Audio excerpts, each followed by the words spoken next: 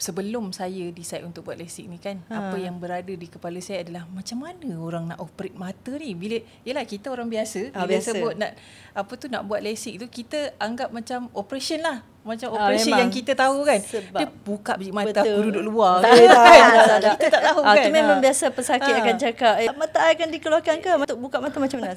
So prosedur tu kan senang je kan, Aisyah kan. Baring, lepas tu dalam 15 minit hingga 20 minit untuk dua-dua mata. Kita tak bius badan, kita bius dekat mata. Sebab kita akan ada target light tu, kena tengok. Sebab kita nak laser dekat bahagian tengah tu, kita nak nipiskan cornea kat tengah tu.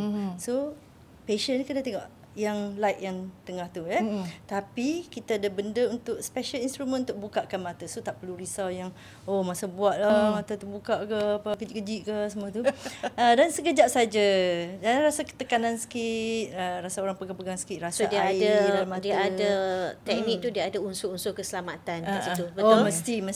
So sebab dalam mesin tu dia ada satu safety feature tu yang kita dah lock tu sebelum kita nak start laser, kita dah lock. Okey, kalau pesakit tengok banyak sangat, tergerak banyak sangat, laser tu akan immediately stop. Dia akan stop sendiri.